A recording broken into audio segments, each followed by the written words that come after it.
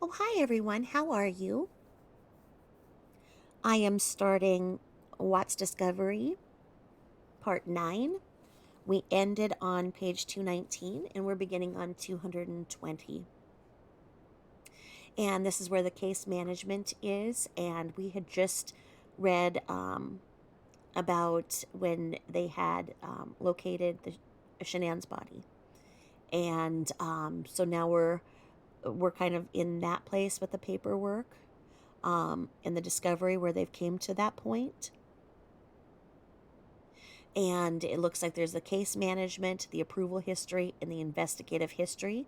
And we've got Bryce Borders and William DeWitt approving the investigation and charges.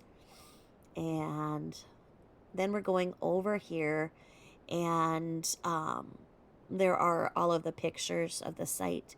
And this is why I do believe this could possibly be the unredacted version of the discovery, because all of the discoveries that I could find were all 1,960 pages.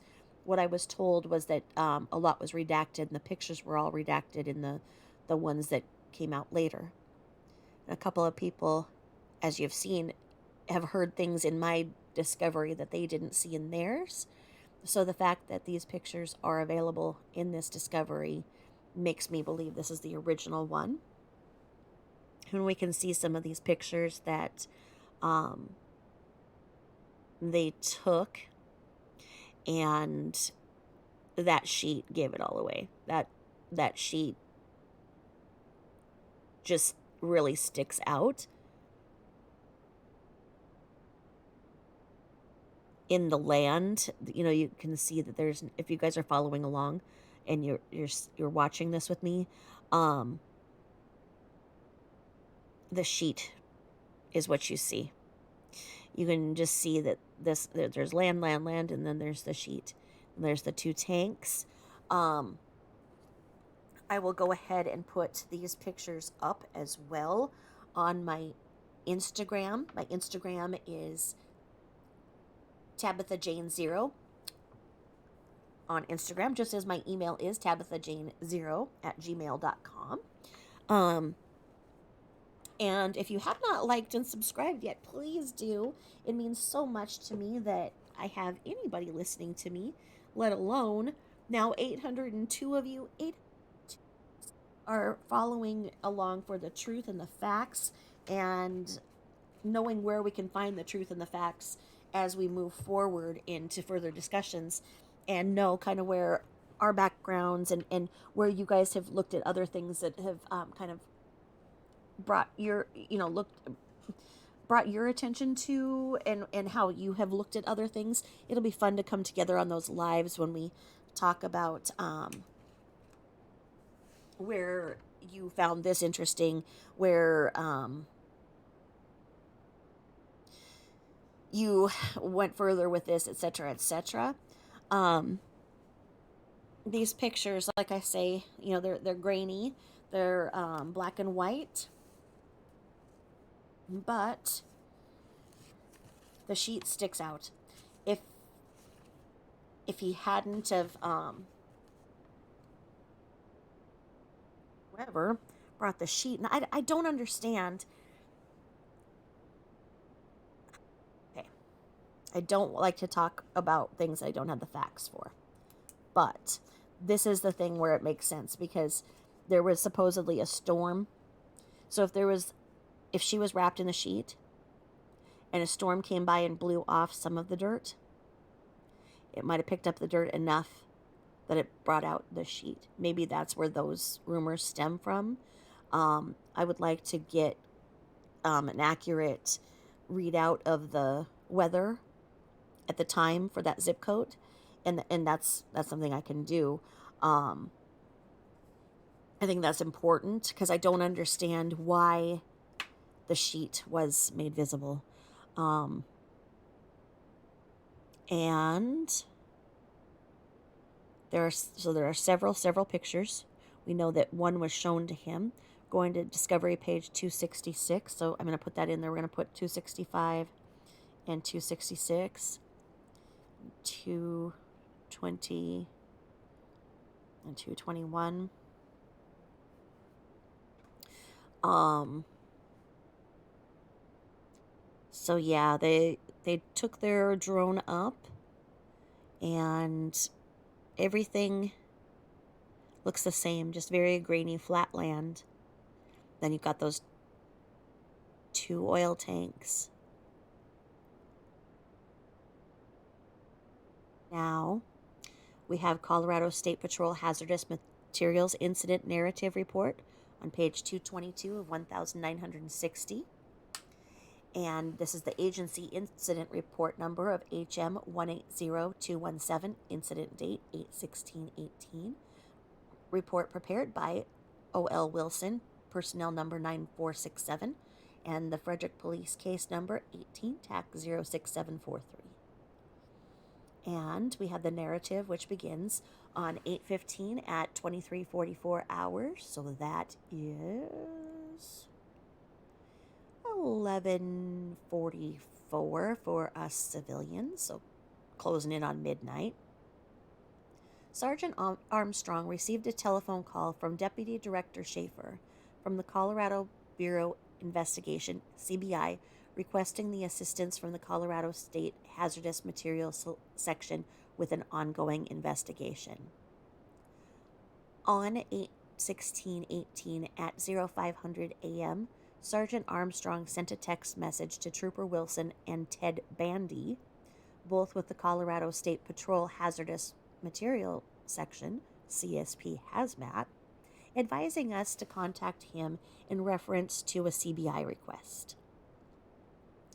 At 0504 hours, Trooper Bandy contacted Sergeant Armstrong and advised that he would be en route to Roggen, Colorado. At 0530 hours, I had a phone conversation with Sergeant Armstrong, reference an agency assist we needed to complete. The Colorado Bureau of Investigation, CBI, and Frederick Police asked our hazmat team to assist in recovering deceased victims from crude oil tanks in southeast Weld County. This stemmed from a case that Frederick Police were investigating where 3 members of a family were missing in their jurisdiction. Investigators had reason to believe that 2 of the missing persons were deceased and dumped in 2 400-barrel crude oil tanks on an Anadarko petroleum drill site. We were asked to meet CBI agents at 0730 hours on the north side of Roggen exit on I-76. I responded to Roggen and met with Sergeant Armstrong and Trooper Ted Bandy at 0730 hours. Could you imagine having a name like that and be Ted Bandy? Like, one little thing or one little error when you're writing your thing could look like you're Ted Bundy and you're a sergeant and trooper, or you're a trooper. At 7:53 a.m., Trooper Reeder with the Colorado State Patrol Hazardous Materials Section called Sergeant Armstrong, and it was decided that a 4th hazardous material technician would be needed. CBI agents arrived, and we followed them to a remote Anadarko crude tank battery site north of Roggen. Representatives from Frederick Police, Anadarko Petroleum, DT Welding, and Northern Plains Trucking were already on scene at the tank battery. There were 2 400-barrel crude oil tanks at this location. Wow. So you're just thinking about this and thinking about how they really began to orchestrate what all they would need to do to empty this. I'm assuming that once they talked with the Anadarko reps, they brought in their specialists and they came together, because there were a lot of people involved in, and I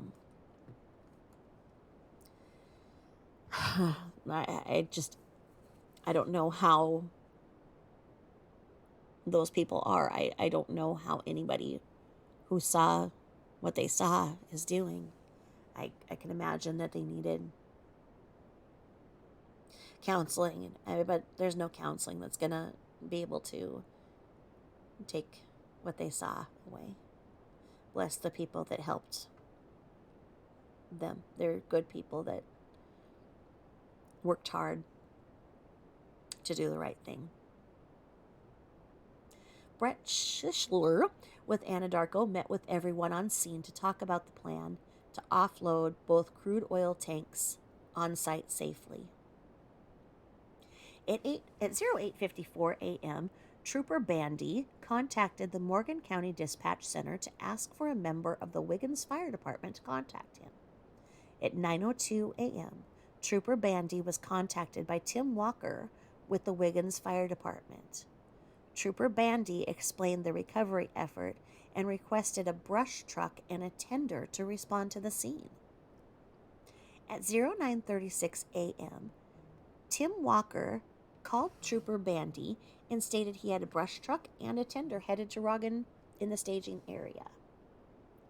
So as you can kind of see, people were really getting together here to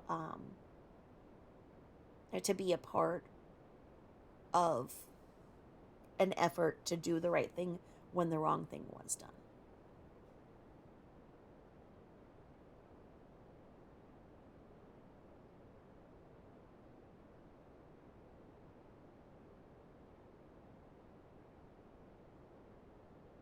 Well, that one was page 1 of 4. So, Sergeant Armstrong, Trooper Bandy, and I then assisted CBI and Frederick Police. I'm telling you, I'm not illiterate. Like, the way they word these things makes it so hard to read because they skip words and they misspell words, and words are where they're not supposed to be. So as much as I'm trying to read this so that it makes sense, it doesn't, and I'm sorry. Because there's like no word in here like to conduct a grid search. It goes, Frederick Police conduct a grid search of the field. So I'm sorry. I keep trying to, make this an easier read for you to listen to. And I'm sorry. I don't want to add words that aren't there. I think that's important for us as we're moving toward the theory that there's more incompetency than there is conspiracy in this case. Here we go.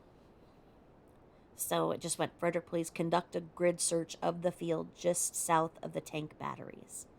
We were advised to flag any item that did not belong on the ground in the area. We walked from west to east, then along the east fence to the north. CSP personnel did not see anything that appeared new or out of the ordinary to the environment. Northern Plains Trucking had tanker trucks on scene and were methodically pumping crude oil out of the tank to the east first. The crude oil was first being drained into a metal pool. A hose with a screen device on the end of it pumped the crude oil out of the metal pool and into the tanker truck. CBI agents were watching the metal pool for any items that may be evidence in this case. Jeff Jones, with Anadarko, used a 4-gas monitor to constantly monitor the air around the metal pool to stop work if the air became too toxic or flammable.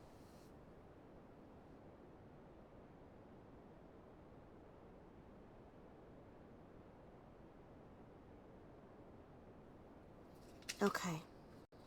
One of the questions I have here.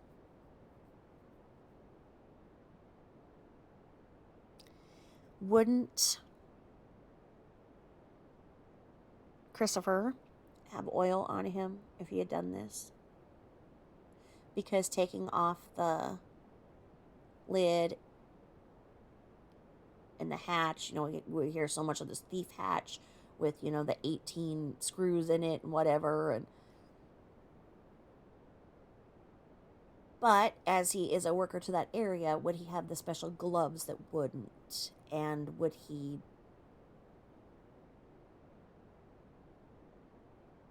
You would just think he'd have some oil on him. Maybe he had coveralls and he already had oil. I don't know, but I wonder about that.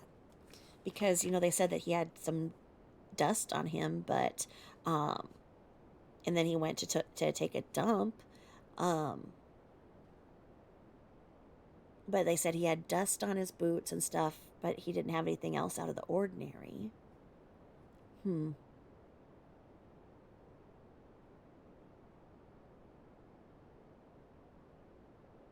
Now I'm seeing here. Okay. Because when it said that he went on that, when we were reading the last time, I kept getting this caught in my head because the days were off. When they said that he was there, that would have been his day off. So they're saying that he went to the work site on Sunday, which he would have had the girls with him. Or was that when they were at the pool party? I thought the pool party was Saturday.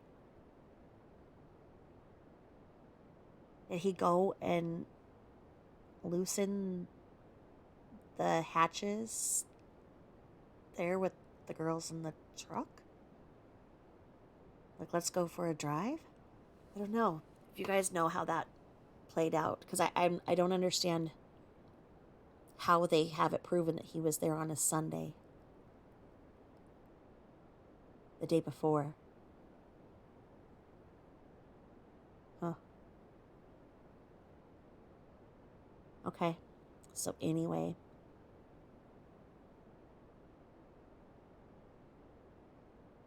if you are sensitive to this part is tough.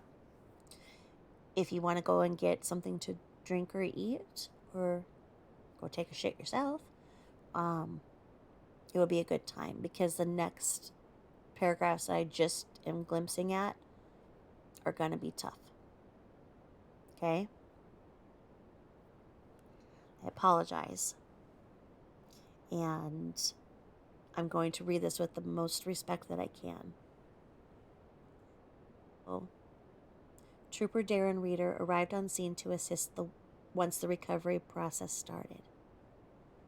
While the first crude tank was being offloaded, Trooper Bandy, Reeder, and I put rope handles on 2 containment pools. We anticipated the bodies to be covered in crude oil, and were going to use the pools to put each body in once recovered. Wiggins Fire personnel arrived on scene, and we staged a pumper truck to the north where the recovery would take place.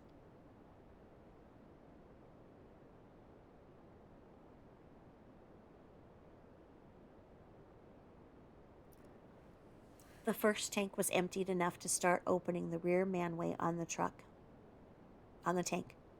DT welding workers took most of the 64 bolts off the tank door and continued to pump off what crude oil was seeping out of the bottom of the door.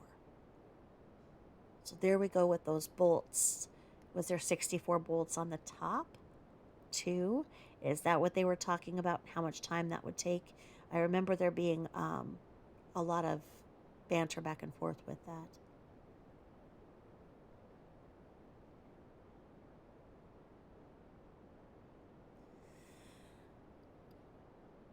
So DT welding workers took most of the 64 bolts off the tank door and continued to pump off what crude oil was seeping out of the bottom of the door. Sergeant Armstrong went up to the top of the tank and looked in the thief hatch. Sergeant Armstrong told me he could see what looked like a body face down on the south side of the tank. Sergeant Armstrong took photos through the opening using the Weld County Coroner's Office camera. Sergeant Armstrong also photographed and measured the open to be, this doesn't say opening, it says the open to be approximately 8 inches in diameter, utilizing a metal measuring tape. This is where we get into there's a lot of discussion about the size of the openings too. I'm sure you guys have heard those.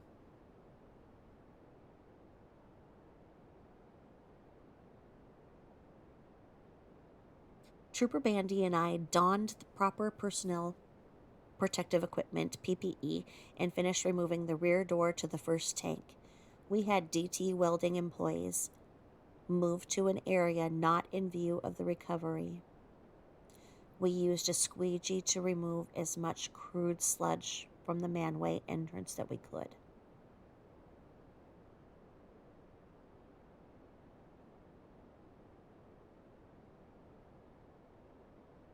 Oh.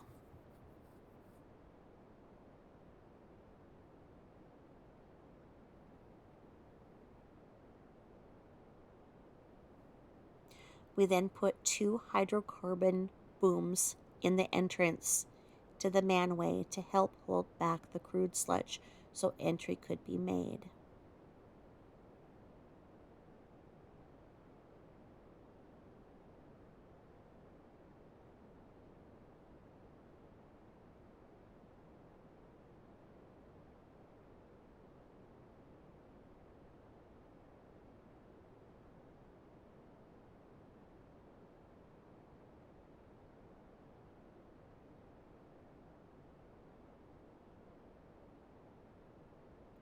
Sorry.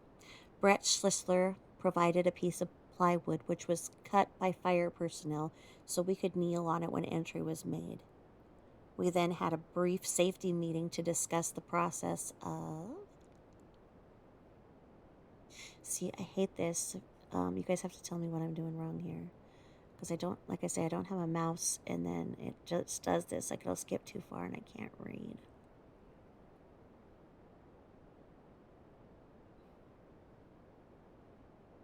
I need to get...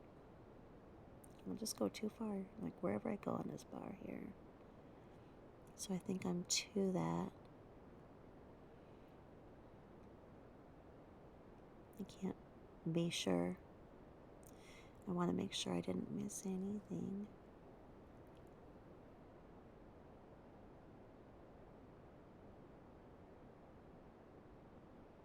Back too far, back again. So that changes the pages.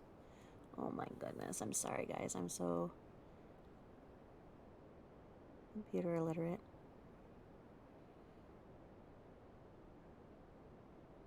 Because that goes the whole pages. And we were at 24.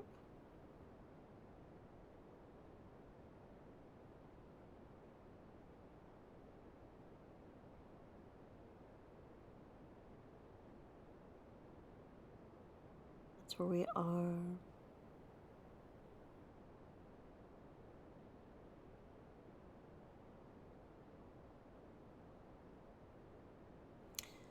And we're here.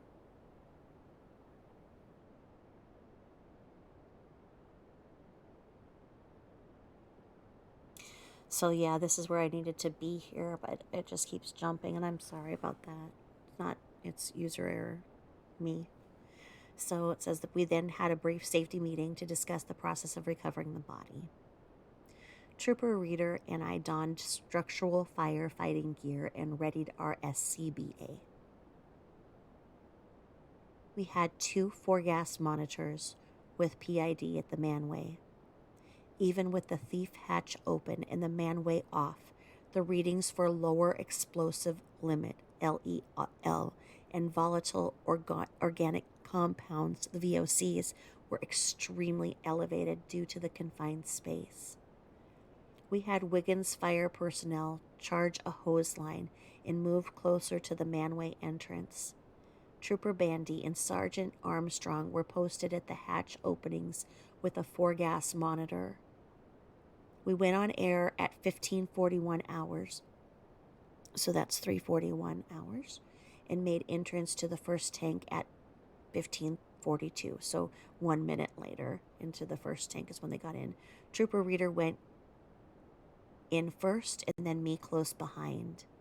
There was a body face down on the south side of the tank with the head facing west. It appeared to be a small female child. Trooper Reader grasped the upper portion of her right arm to turn her over, and Trooper Reader then lifted her by both of her upper arms.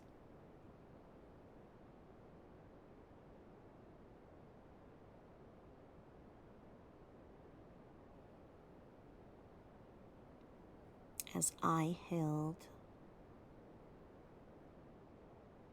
Sorry. Stop.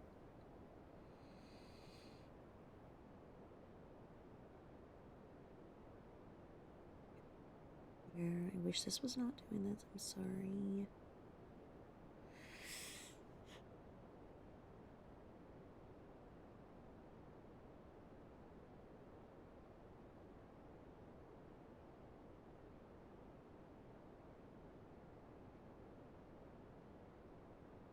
Right here in this one.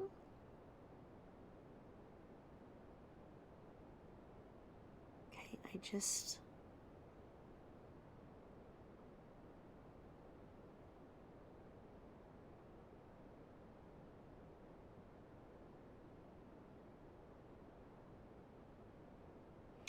So Trooper Reader grasped the upper portion of her right arm to turn her over, and Trooper Reader then lifted her by both arms as I held her right leg. Trooper Reader held her left arm and left leg as we moved the body towards the manway.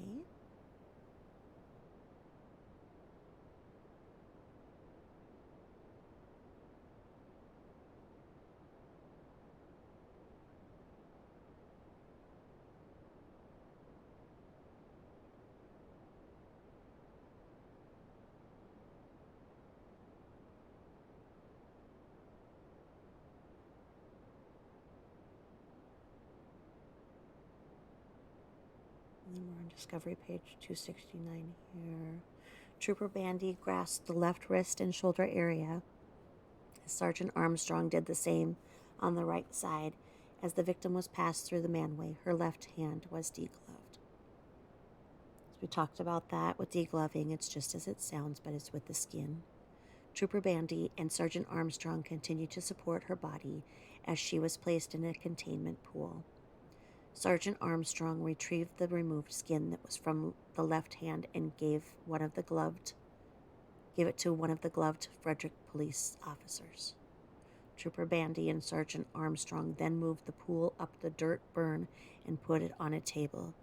Trooper Reader and I walked around in approximately 4 inches of crude sludge, and we looked for anything else in the tank that may be evidence. We did not see anything in the sludge. We exited the tank at 15:44 hours, so 3:44 hours. So they were really only in that tank for a total of 3 minutes.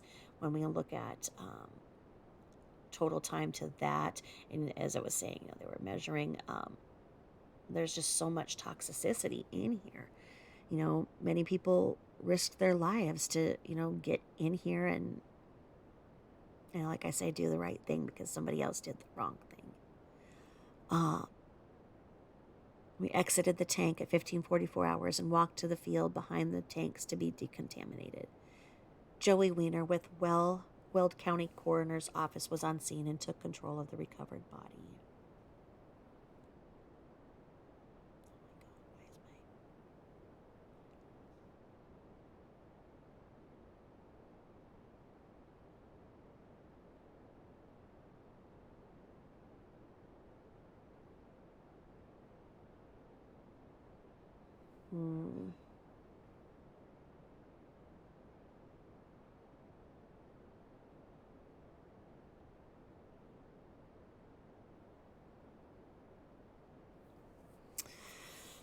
Oh, this is so tough to read. I'm sorry, guys. I'm just kind of takes your breath away.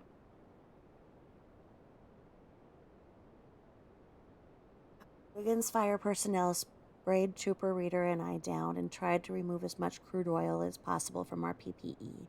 We went off air at 15:46 hours. So 5 minutes. So they were on like a respirator type thing that you see like firemen looking like they're stormtroopers. They were on that. So they were on that supplementary oxygen unit for 5 minutes. We then walked back over to our trucks and changed out of the PPE and back into lighter clothing to recover. So they had to probably compose themselves. I say I'm having a hard time reading it. I just feel really heavy, and I feel like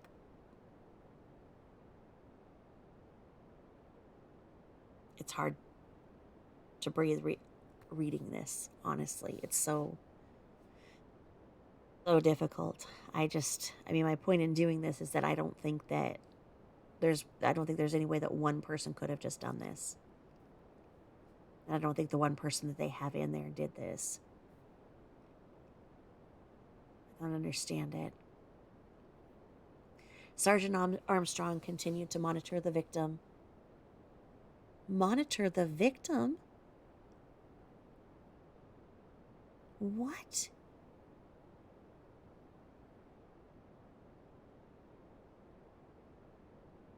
Sergeant Armstrong continued to monitor the victim using a 4-gas monitor? I'm sorry. Monitor the victim using a 4-gas monitor? How do you monitor the victim using a gas monitor when they're unalive? This doesn't make sense.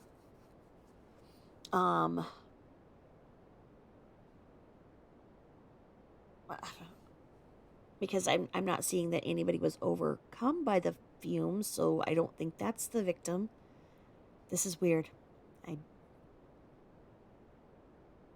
As it says, they went over to recover. So, sometimes after, even when firefighters are in training and whatnot, and they go through these things, they have to, recover. They have to, have, pure oxygen and whatnot, and whatnot, and wait for all of their oxygen and CO2 to come back. So I see that the 2 officers that had went in that were on those monitors, or that were on the respirators for 5 minutes, they, changed their clothes and whatever to recover. But it's just really weird to see Sergeant Armstrong continue to monitor the victim using a 4-gas monitor. That would be like appropriate talk if there was a rescue in place. As the Weld County coroner and pathologist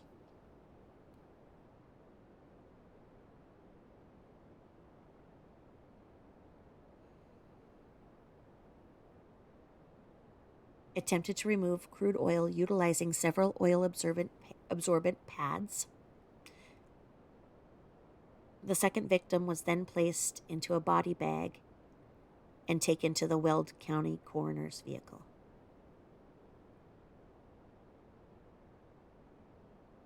Okay, so we're saying that that's the second victim, with Shanann being the first. Wiggins' fire again decontaminated both of us with a hose spray and firefighting foam. We went off air at 17:56. Okay, wait a minute. Did I skip an entire page on here? Yeah, I did. I was just trying to, I think, get the heck out of this nasty, disgusting thing that another human did to innocent children. I'm committed to the truth, so I'm going to commit to reading this. I'm sorry for those of you who have to hear it.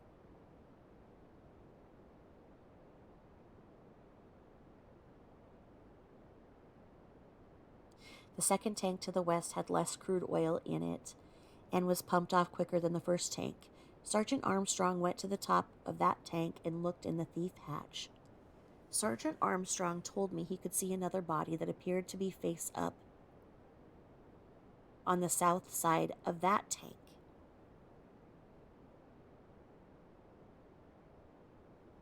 Sergeant Armstrong took additional photographs using the Weld County coroner's camera. Sergeant Armstrong also photographed and measured the opening, to be approximately 8 inches in diameter, utilizing a metal measuring tape. DT welding employees also removed most of the bolts from the manway door on the second tank. While Trooper Reeder and I were donning the same PPE, Trooper Bandy and Sergeant Armstrong finished removing the manway door on the second tank. Wiggins' fire personnel again charged a hose line and moved closer to the second tank, and Trooper Bandy and Sergeant Armstrong prepared the opening in the same manner as the first tank, by placing a piece of plywood. You've got to figure they had to kind of think about this because they've never done anything like this. I mean, it's not to say that it's never happened, but definitely not one that required this much, thinking and whatnot. And I just, like I say, I don't see how one person could have done this.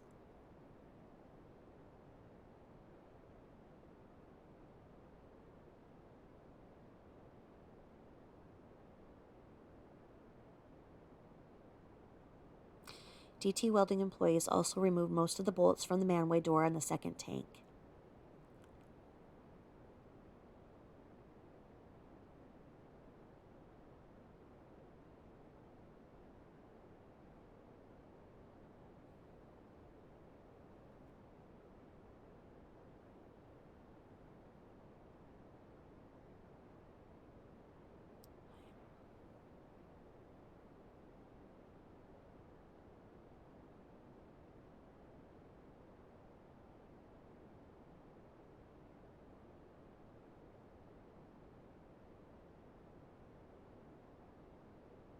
Trooper Bandy and Sergeant Armstrong prepared the opening in the same manner as the first tank by placing a piece of plywood and two hydrocarbon booms by the opening. Sergeant Armstrong monitored the entrance with a four-way gas monitor. The levels were measuring about the same as the first tank.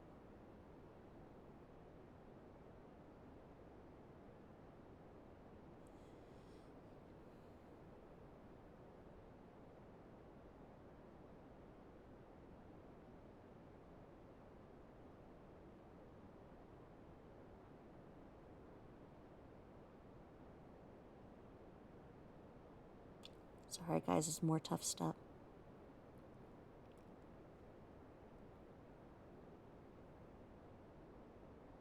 Trooper Reader and I went on air at 17:53. So now it took them almost 3 hours.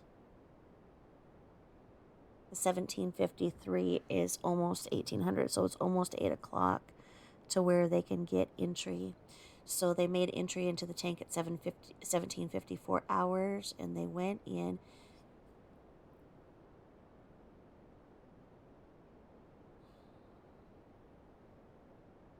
You guys have to tell me how to do this better. I'm just, every time I hit the bar, it goes too far, too close.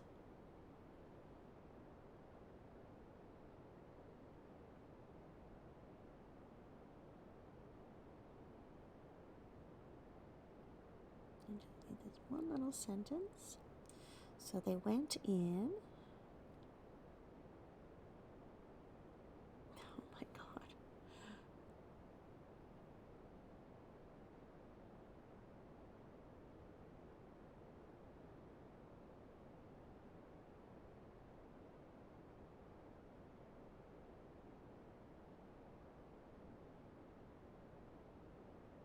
Trooper Reader and I went in at 17:53 hours and made entry into the at 17:54 hours.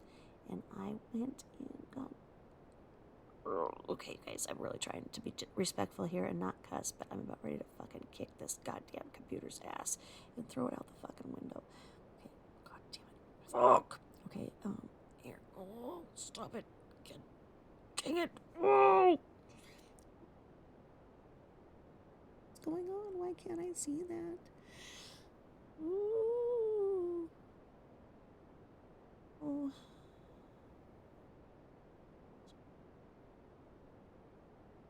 Can't get that sentence. I'm sorry. So, he grabbed her right arm near her wrist area and moved her towards the manway. At this point, Trooper Reader was about to able to secure her left arm and leg. Trooper Reader and I then passed the body through the manway. Trooper Bandy grasped the left wrist and shoulder area, as Sergeant Armstrong did the same on the right side.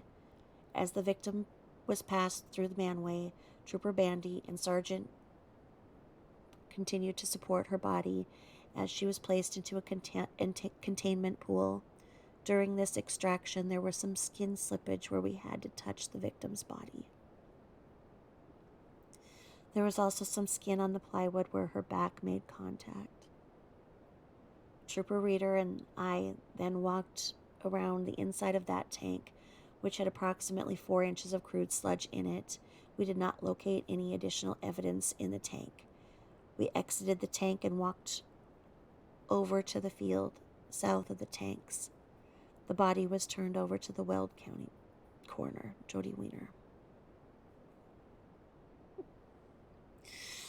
Oh. I honestly feel like I'm gonna barf.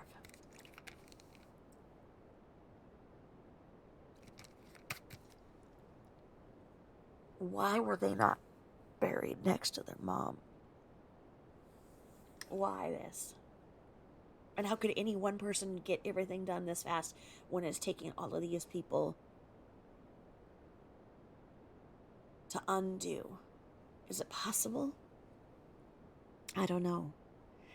Sergeant Armstrong continued to monitor the second victim using a 4-gas monitor. And this is what I was seeing the first time. Like, why are you... That would be, like, appropriate language if you were, like, resuscitating somebody.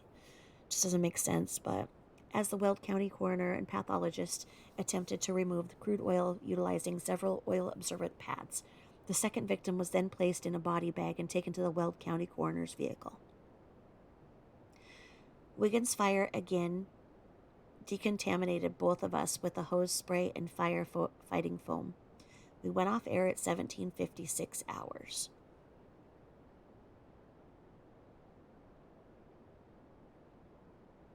Trooper Reader and I then went back to our response trucks and removed our PPE, our equipment, and began putting everything away. Trooper Reader and I changed back into our patrol uniform. I hope they couldn't have went back to work. They put on their patrol uniform, but they couldn't have. There's no way you could go back to work after that. They had to probably take a few days off. You know? There's just no way.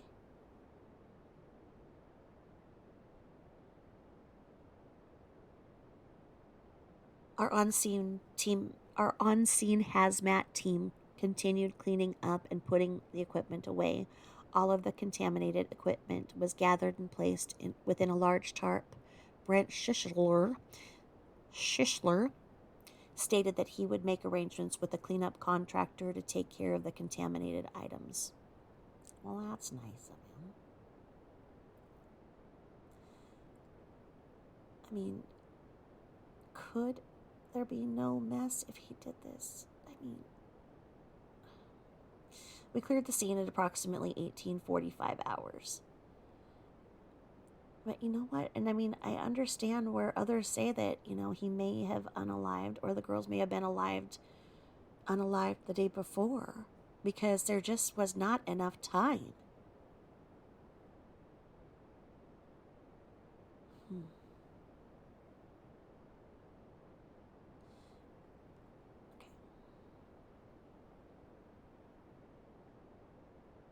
Additional notes. After speaking with CBI agent in charge Lewis, he advised all of us to complete one report with all our input because we were acting as one unit. All times indicated in this report are...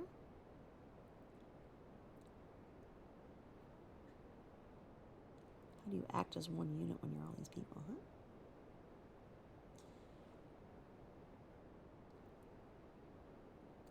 My God.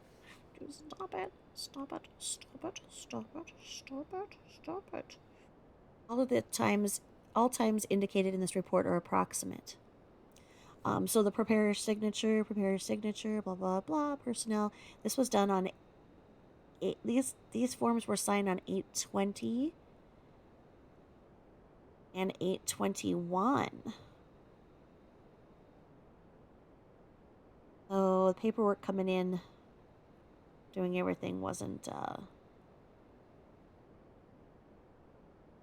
done the same day, obviously, as we can see. So discovery page 271, everybody's names that were part of this look like they're all signatured and signed, sealed, and delivered. All you can see this thumbprint, and this thumbprint is just, this guy's thumb is just filthy with oil. God, I just don't understand how this came to this. Okay, so now this is a updated victim and witness list, and victim witness address update, and it's Nicole Atkinson, Firestone, Colorado. Samantha Paisley,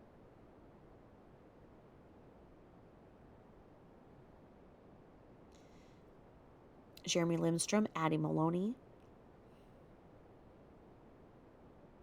Christina Meacham, Cindy DeRissay, and Taylor Welch.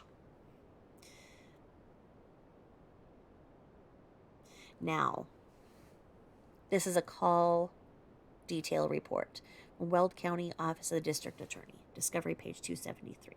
And we're on page 228 of 1960. And it is saying that there is a call number 260-8046. This is on 8/24/18. The nature, CWB. Reported 13/26/21.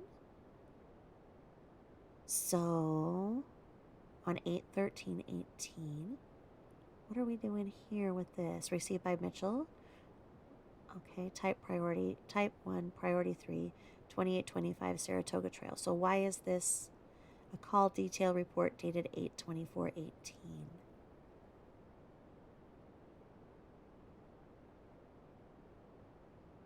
Complainant, blah, blah, blah, blah.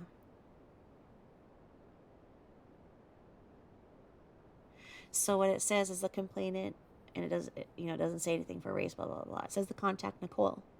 And it says the radio log and the dispatcher time and log. And it says Mitchell S. at 13:38:53 seconds. So 1:38, almost 1:39 on 8/13, a received call. Call 6141 changed from input to received. And then Officer Ramus has a call at 13:43:08 on 8/13, incident FE en route for the call of the 6141. Coonrod is at 13:49, or he arrived on the scene. And then Daru K at 14:12 on 8/13 for the incident, and they have the call, the code 4, call 6142. And then Daru K, 14:35 and 14:42. So all of these are coming in on that 8/13. So we have Mitchell, Ramus, Coonrod, Daru writes himself 3 times. But we have Mitchell, Ramus, Coonrod, and Daru. We have 4 officers responding in under an hour to 2825 Saratoga. That's a lot. And Daru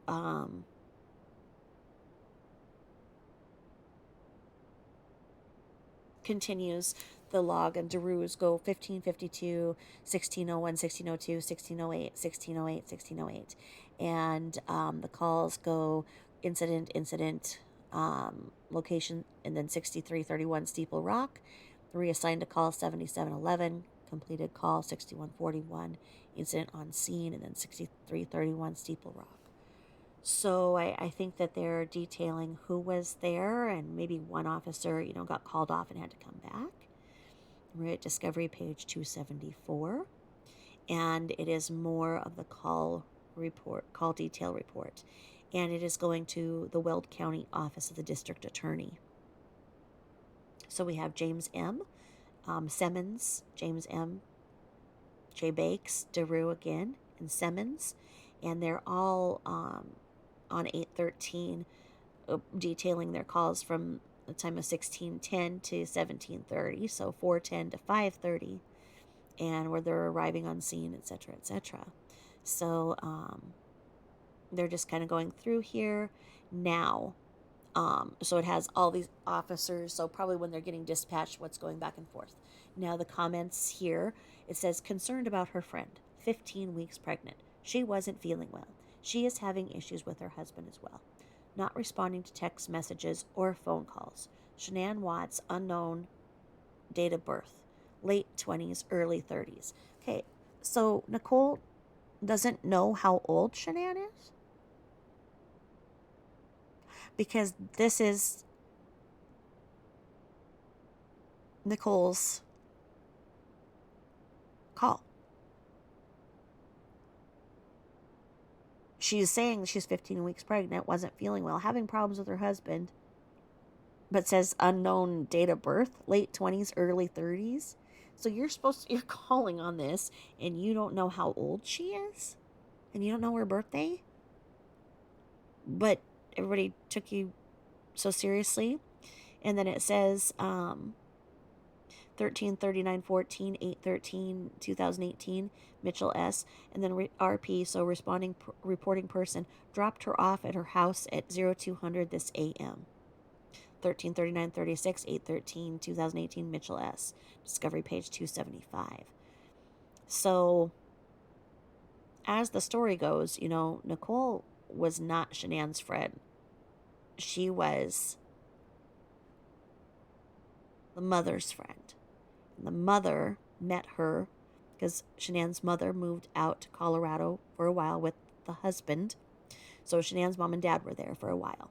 Now Shanann and her mother and father had been estranged for a number of years. She had not been back to North Carolina, in fact, until she had went back to North Carolina for the 6-week period. So when she got married, she went to Colorado, did not come back. Please refer to my episode of Queen of the Dirty South for the backstory on that. Now,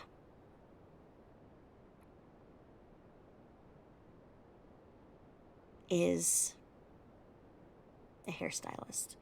And I can't remember if it's Supercuts, Great Cuts, whatever. But her mom started working at Supercuts, Great Cuts, or whatever, where Nicole was the manager there at that location. So the mom, Shanann's mom, and Nicole became friends. We can infer, which I'm trying not to do, that Shanann's mother confided in Nicole that she worried about her daughter and her shenanigans, as they are. And she was asking her to kind of keep tabs on her and report back to her because she had to go back to North Carolina. So that's where we get this, that, oh, okay, so you're told to call, but when it comes down to what's her birth date and how old is she, you don't know, because you were told to do one thing, but you weren't told the answers to the questions they would ask.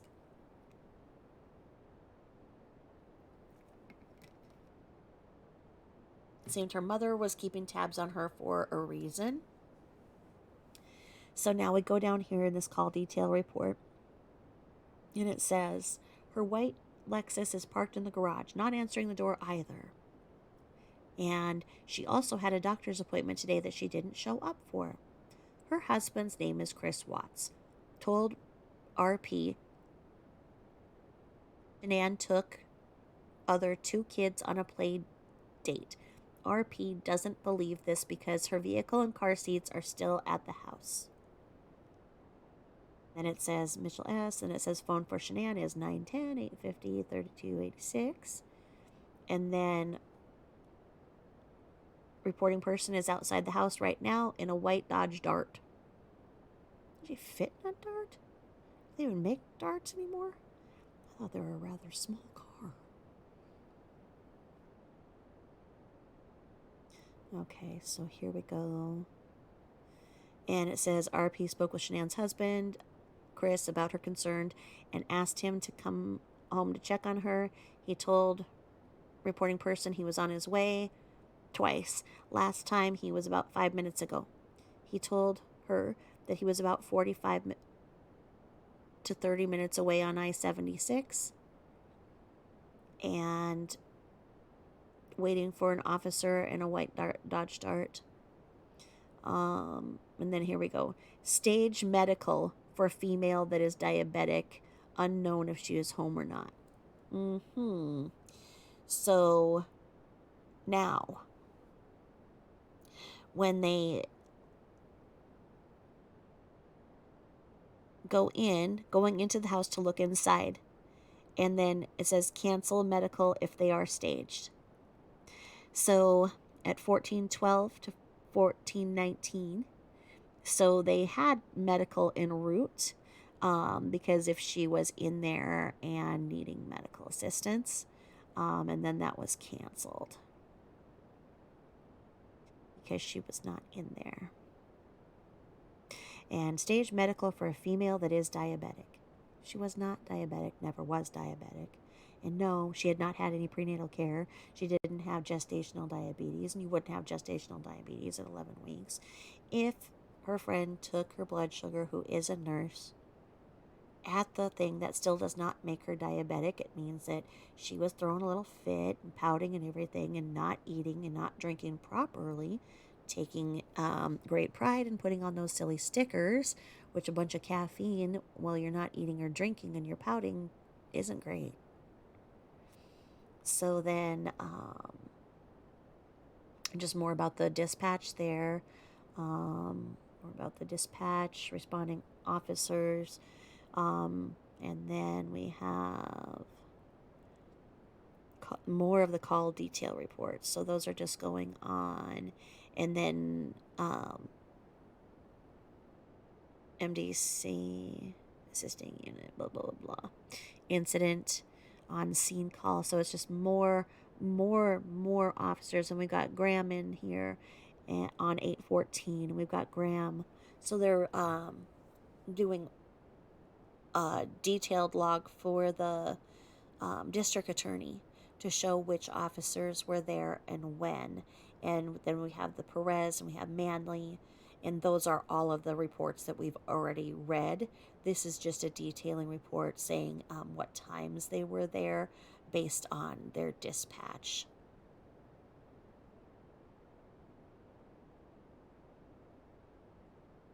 We're back in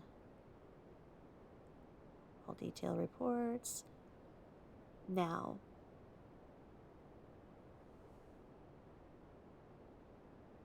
comments. It says 18 FE 0643, Detective Baumhover, 18 FE 06743, is on this case. She has some information about the husband. She has had some contact with him. It doesn't say anything, but then it says Patterson will handle. And then Patterson, Catherine Lines. And then it says, good morning. All units attached to 295L will be on foot. K9 track. No need for status checks and no need for a clear channel. Thanks. And then Connor with KOA radio requested a phone call with information. And then it says FE taking all PIO calls and advised of the calls this far. So that's where we saw the other forms where they talked about who was the officer who was talking to the media and whatnot, because then you got the Denver Post wanting information. So you got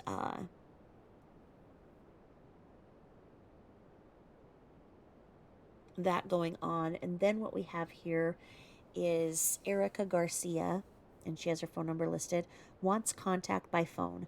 RP wants to know if the missing female drives a small silver SUV. Responding person informed the Aurora Police Department about the information she had. And then a neighbor across the street wants to know about her safety. Contact by phone. And what? Not the Watts. And what? She wants to know about her safety. She's going, what the hell is going on in this neighborhood? I want to know if I'm safe. Reasonable question. And then we go down here, and it says another caller, Ann Meadows, gives her a number, requesting to speak with FE 983 about the missing party. Anne is missing adults realtor, spoke with them yesterday. Okay, so that is on 8/14/2018. And it says spoke with them yesterday. Now, I know that there are rumors around that Christopher Watts called the realtor that Monday morning, and I don't see that yet, so I'm not saying that is a fact, but we do have it that she did call into the police and say, hey, they did call me. I'm going to put that here too because that's a fact. So that's the thing, is that you look at motive, and if they both had agreed that they were going to sell the house and separate, Christopher Watts really seemed to like NK. In the comments, one of our truth warriors said that his grandmother had said that he could move in with the girls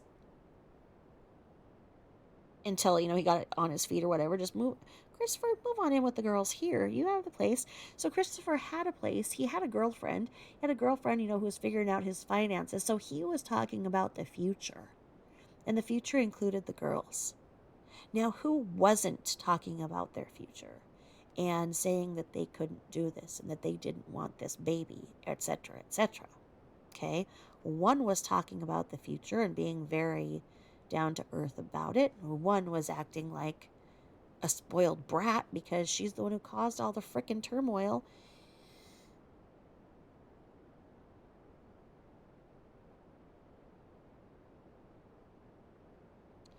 Anyway, who had the motive?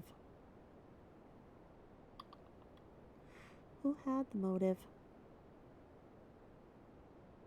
And then this is Discovery page 283. It's just the continuation of the printed out Weld County Office of the District Attorney.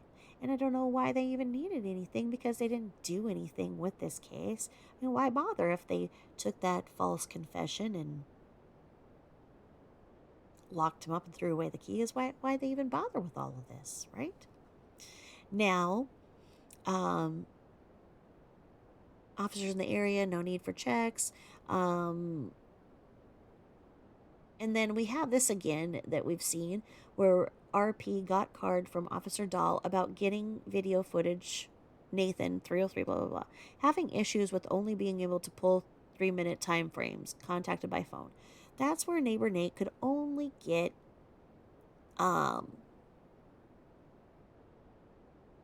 what he wanted them to see.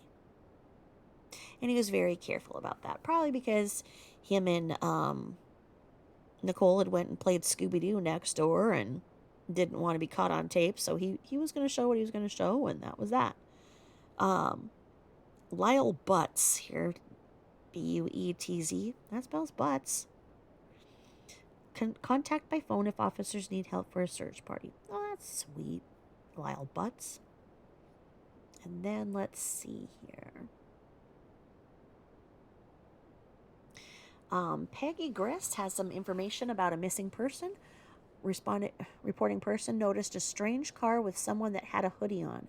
Billings and Miners Peak Circle. Old Lexus with paint peeling. Seems suspicious and driving around. Thinks it might be related. Well, Peggy, could be. Oh, Jesus, and here we are. You ready for this one? Here we go. Ready? Okay. Here we go, guys. Here we go. On 239 of 1960, it's going to start here with more of the Master of Puppets. 8/14/2018. 17:33. Sandra Rusick, Shannon's mother, has info and may have a lead on the situation. Oh, shit. Sandra's got a lead. She's got a lead. What, does she have another vision? And then, let's see, nothing there. There we go. And then another responding person, Andy Maloney, requesting to speak with FE 983 And FE 988, missing party was a friend and would like to speak with an officer. Another reporting party, Jackie, stated there is a white Ford Explorer license unknown on Highway 52 right by the urgent care facing west that has been sitting there since yesterday, and there's a blanket going across the dash window, stating it might be related. Well, was it? So here we go again. Here we go. Ready? Sandra Rusick, Shanann's mother. She's calling back at 18:28 on 8:14. So let's see what she's doing with her leads, because she called in here. Let's get her leads, because she called in at 17:53. So that's 5:33 to us, and she may have a lead. And she's got to talk. We may have a lead, guys. We have a lead. Okay. So then she calls back at 18:28. So she must have had a little dinner, ciggy. 18:28. So let's see, because 17:33 to 18:28, we're working with 5 minutes less than an hour. So 55 minutes later, she says, I'm Sandra Rusick. I'm Sandra Rusick, Shanann's mother. And I saw on the Channel 9 that Shanann's husband said at the end of the video that his kids were fine. And then he corrected himself, requesting officers to watch the video. Okay. So, apparently the officers were not there, and they were not going to watch that video. They needed Sandra at her command center, instead of getting off her fucking fat ass and going from North Carolina to Colorado, to go and see what was honestly going on, because the bullshit about her not having money is bullshit. And the new kitchen that they built outside, and that wood fire pizza oven and everything else, and all the GoFundMes and the insurance policies that they've gotten, and the money that they continue to get for all of this, they could have taken advance on. That's all I'm saying. Watch the video.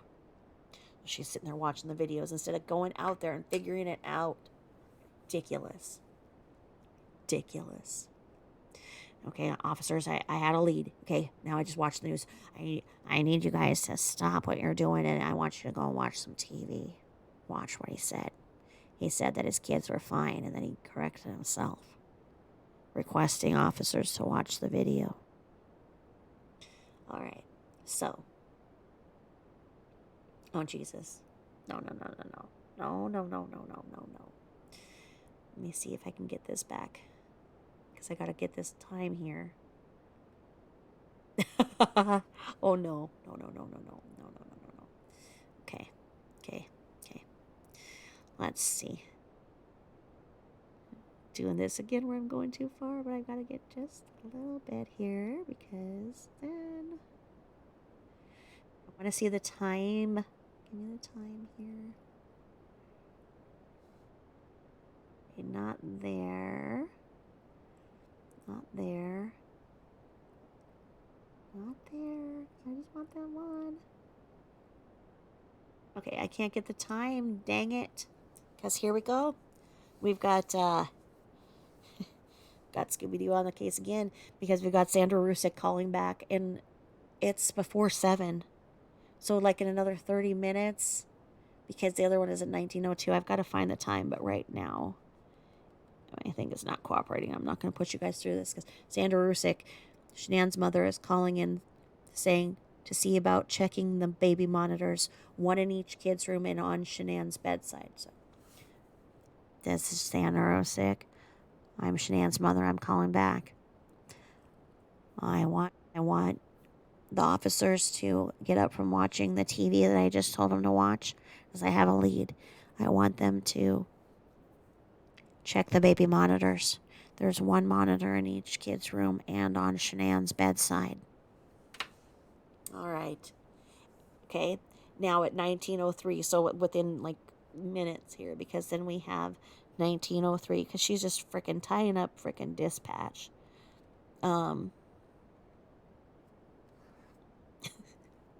What the hell? She's tying up discharge, right? Dispatch. Okay, so then she calls back at 1903.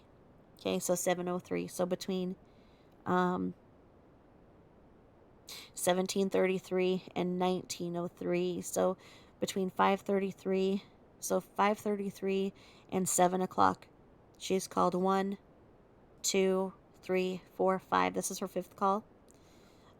Instead of coming out to Colorado to sit down and say what she needs to see, here we go. Here's what she called to say. Ready? Ready? Here we go. Do not tell Chris about the baby monitors. Yep. Sandra stated to not tell Chris about the baby monitors. Well, Christopher does not have any idea that the baby monitors are in the house. Shanann's mother is calling in to see about checking the baby monitors, one in each kid's room and on Shanann's bedside.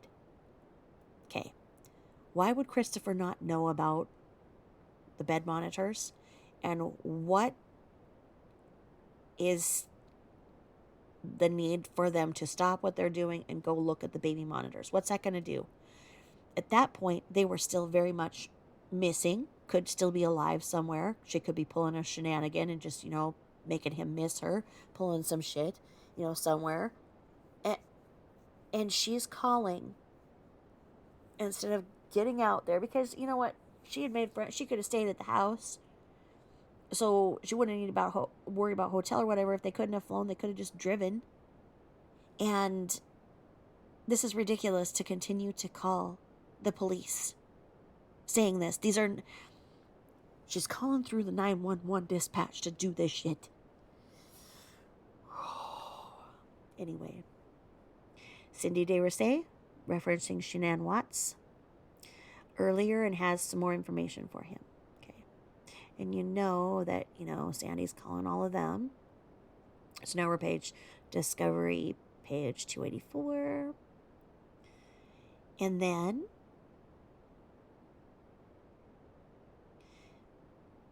it says another reporting person calling Paula Gerthy at Steeple Rock Drive, stating that her garbage can is missing and her address is about four doors down from the lady who is missing. Wondering if this is related. On the surface, that doesn't look like it would be. But you know what? That's actually a good call, because if somebody was, disposing of stuff or, a body, if your garbage can was missing, God, this is actually something of, substance. I mean, considering the other leads. And then another reporting person, Marcy Wamberg, reporting person, was at the Walmart in Longmont on Ken Pratt around lunchtime and saw the missing woman from Frederick from Facebook. She was in the checkout line with two small children buying booster seats and a potty chair. She was in the first south checkout line, and the other than the kids, by herself. Older daughter was in the front of the cart, and younger one was inside the cart in pajamas, and both had headphones on. Now, we saw that lead was dismissed because one of the girls had a braid down the middle of her back. And we know that Shanann, with her diligent haircuts to Bella, because all Bella wanted was long hair, that her hair was cut every 30 days. Very terribly. And reporting person is the cousin to the missing female, requesting a phone call from a detective. She would like more information about the situation and would like to provide some to the detective as well. Who's the cousin? And why wasn't she getting any information from Sandra Rusick, who's all over the case, providing leads and talking about baby monitors? And where has this cousin been? Did she call and say, hey, the family's batshit crazy? Maybe. And then let's see.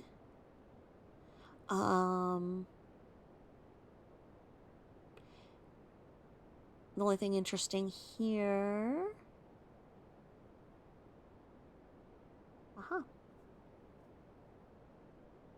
And her name is Luisa Honorati.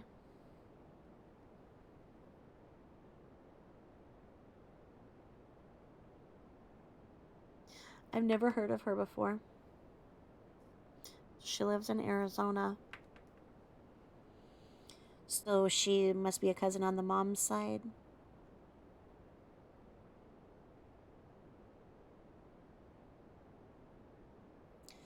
So then it looks like calling from Arizona.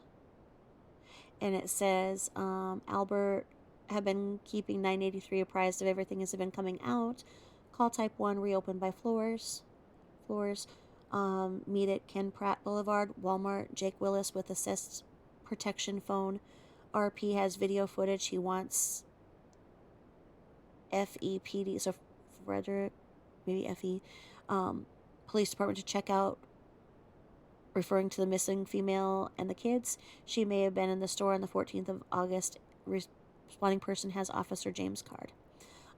So can you imagine the poor person who it wasn't, and this woman's all giving her the side eye? And then we have here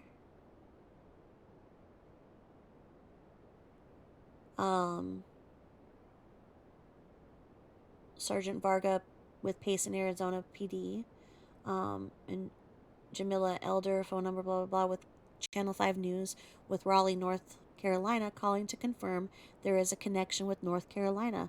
Would like contact from PIO. Yeah, there is a connection there. When she was there, I have proven that she was at her mom's workplace talking about how her and Christopher were separated. Yes, they were. She came out there to North Carolina because she was separated from Christopher. And then we have another RP, reporting person, calling in Debbie Moore, stating that she received an email from People magazine wanting information about this situation. Reporting person states that she lives in Minnesota but is from Colorado, so she had shared the missing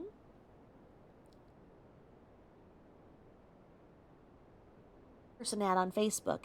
And the email was very strange and just wanted to let police know to contact by phone with questions.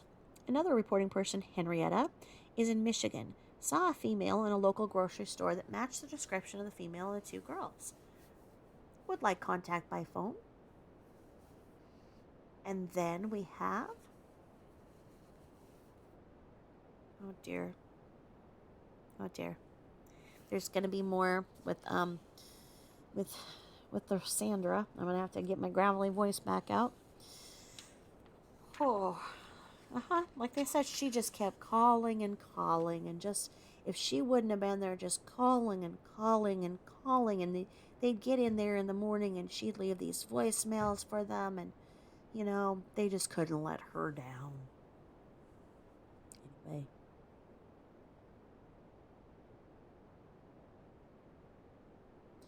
Another reporting person, Sergeant Hanneman, New Jersey State Police, requested to speak to an officer. Possible had sight to the missing person and her kids in New Jersey. Also wanted officers to know that the number listed for the detective is not good. Now, here we go. And we are at 8:15. And here we go. Okay, and we're at 8:15 with Sandra. We're at 8:15. 18.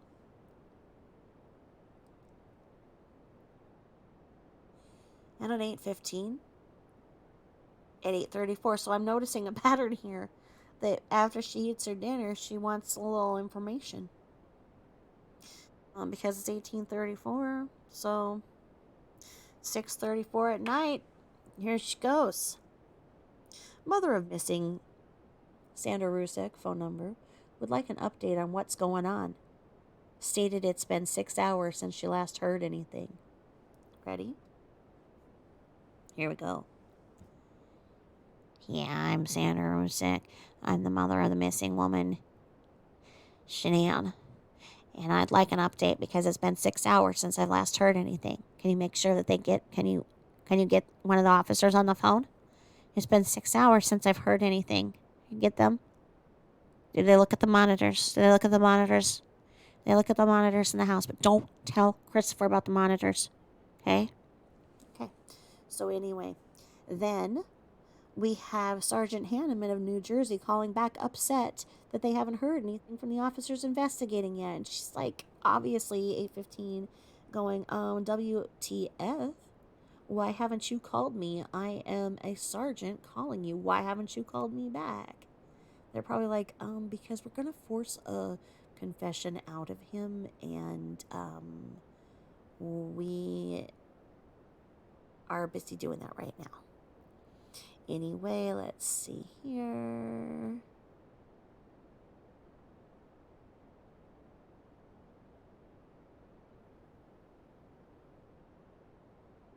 Because we're at 2:41.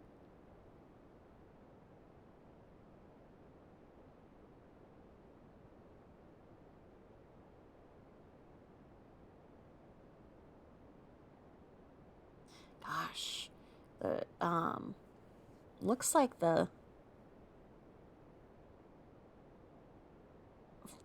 switchboard of the 911 operators were just busy with this case. Goodness sakes.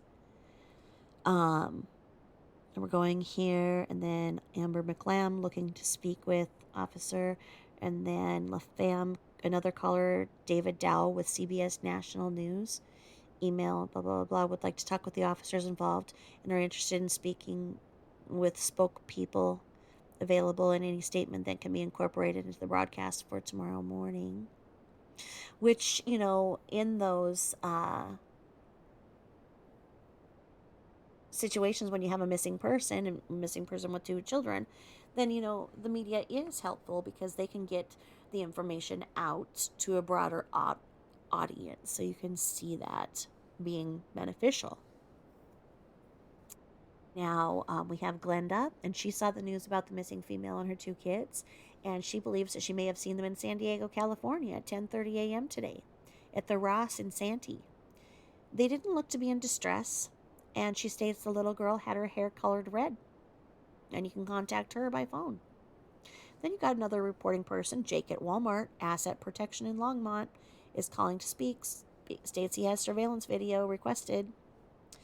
And then we go down here, and David Doe would like contact from a PIO, so another reporter. And then here we go. Are y'all ready? Because it is now on we're on 8:15. It is 2041. Okay, so 2041. So the last call that Sandra called in was at 6:34, and now it's 8:41. So she's probably getting ready to go to bed, probably take shit and everything, go in bed. And she calls in and she says, "No one's called me back in 3 hours, and I'd like an officer to contact me by phone. I want to know what's going on. This is the best number to call me at." Okay. Oh, and then it says a nature change from FUP to FUPA. That says FUP to FUPA. Huh. I didn't know that it developed as a FUP and then went to a FUPA. Mine just went as a plain frickin' FUPA. That's a little FUPA, I guess. Mini FUPA. Okay, so then nature change was a mistake to a different call, I guess. So I guess that the FUP went back to a FUPA. Or a FUPA went back to a FUP. I wish my FUPA'd go away. I don't like my FUPA. Anyway, all right, now here we are, and then it's more reporters calling in. And then, oh shit. Oh, here we go. Because we're here on 8:15 and we're 2:41. And I want to do this slow. Please go slow. No, don't do that. I need you to go slow here. No, slow. No. I need you to go like this. I'm talking to my computer, guys. Try to talk it through this. Because I see some goodies. Ready? You motherfucker. No. Okay. Let's see. Because I see this. So we're at 21. You guys ready? Here we go. We're still on 8:15 and it's 21:57. 21:57 and now we got Frank on the fucking line because Sandra was like, I'm sick of it. Frank, they're not calling me back. I think that they're ignoring us and I'm not going to have that. Frank, get on the phone. Call him up. Frank's like, okay, Sandra, let them do their work. Okay? It's their investigation. Let them do their work. They're calling us. They're letting us know. Why don't we call Christopher? Okay? Why don't we do that? She's like, Frank, get on the phone with them. It's been 6 hours since they've called us. So Frank's like, oh, God damn it. She's not going to let me sleep unless I fucking do this. So here he goes. Okay. So, there we are. 21:57. Almost 10 o'clock at night. So it's this every 2-hour pattern that they get on. Frank Rusek at 9:10, blah, blah, blah. He is the father to Shanann and wants a call. REF, so referring maybe, why the house is taped off. He is calling from out of state and was advised of this by a neighbor that lives in the area. Oh my God. Why is the house taped off? Because it's a motherfucking crime scene. I don't know. Why else would it be taped off? Because they thought it looked better that way? Why? What? Did they not tell Frank any of this? And a neighbor called and he thought it's best to just call the police and be like, hey, why is the house taped off? Huh? Were they fumigating it? What the fuck? What? Oh, man. You call 911 for that. You call 911 for that. Okay. All right. So then it looks like there's just more reporters calling and wanting information. More reporters. And then Vivint received an alarm from the front door living room at 2212, spoke with Officer LaFamme. So Vivint called. So why would Vivint call? And then we have RP calling in. Alan Duffy, Rock Creek Drive in Greenfield, Colorado, is offering cadaver dogs to help with investigations. I think we did read that in the handwritten reports where he said he's got some damn good dogs. So Vivint received an alarm from front door. Who was calling to tell him that?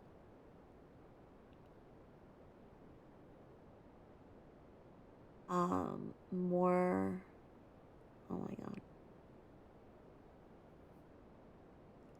So here we are at 22:29. So we got FR calling at 21:57 and at 22:29.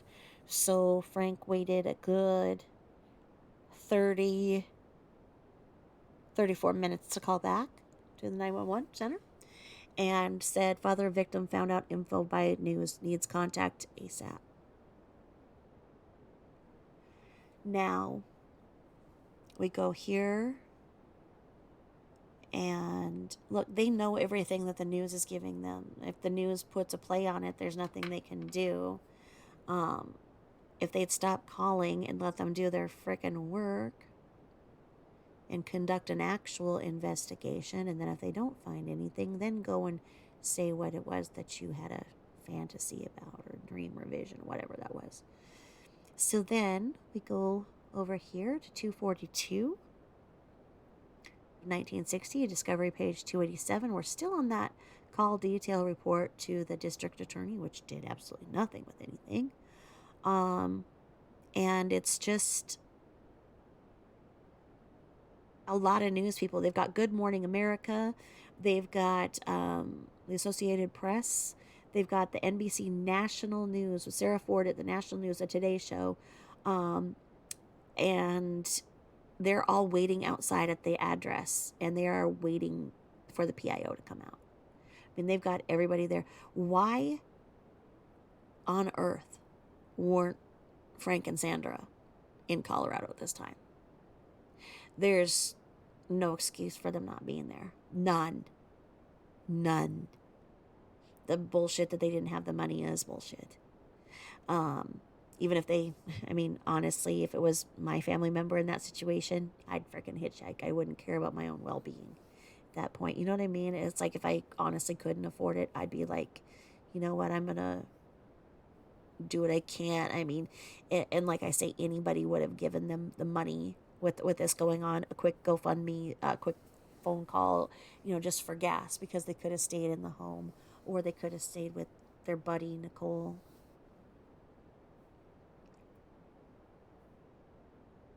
Now, in this thing, it says Marlena with CNN wants to talk to duty supervisor referring a call and did not want to use the email. Okay. So, then we go to Kurt Mitchell with Denver Post, would like a contact, referring to a Facebook comment post on Channel 7 News by a Daniel Mahan, giving very detailed information about the female and the kids' demise on 8/16.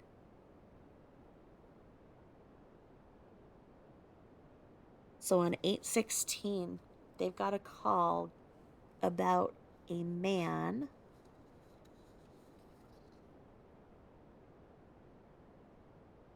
or Daniel Mahan. Okay, so Daniel Mahan giving very detailed, enough that a reporter would call because they said it on there for Channel 7. That's interesting. Giving detailed information about the kid's demise. What kind of sick bitch is this Daniel Mahan?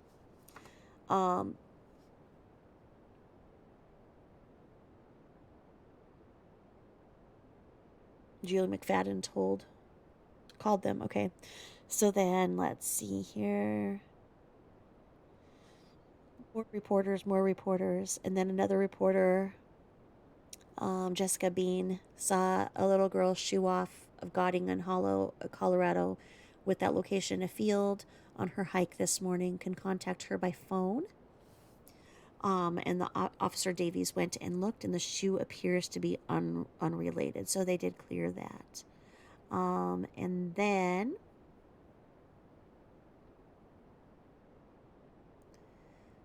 oh no, I see that one. Okay, that Juanita. No, boo. No, boo. And then the one, Kelly Trippy wanted to speak with the officer about, it says hosating, so I think that this is the one where it's like hosting a, no, boo. I'll be right done. I'll be done in a minute, boo. No, please. Okay. Let me see. I hope he does not. No, boo. No, boo. He's getting real mad at me. Wants me to go to bed. So about hosting. Oh, I can't do this. Why is this hosting I can't see it. I think it's that one where it was like the hosting the search party. And then the officer continued, where it's the Daru. And the per safe to tell, there is a party by the name of Juanita from Depp Run, North Carolina, who stated she saw a man on Facebook calling himself Johnson Garcia, who she thinks is the man involved. He stated he had a daughter named Bella and a wife that was a crazy ex and stalking him. He sent Juanita a picture. Unknown if it's the same or not. Juanita has more information. No contact information given. And Julie Jacobs with New York Times wanting to speak with someone about the Chris Watts case. So we remember this information about the Juanita and what she was saying. So I think that's it. So we will continue the next time. I'm going to go ahead and stop here on the 243, and we will begin on 244 before Boo steps on something, because then we are on Discovery, page 287. We're going to go into 288. Thank you all for listening to another episode of the Watts Discovery. And we made it from pages 219 to 243 tonight, making some good headway. Sorry we had to get through the most disturbing part, but we have to get through those parts together to get more information to make sense out of nonsense. Oh, anyway, once again, please like and subscribe, and I will talk to you all soon. Thank you for listening and supporting. I really appreciate it. I gotta get Boo Boo in bed here before he gets real angry and turns into a big panther. He's 13 pounds. Look at that. All right, guys, thank you so much.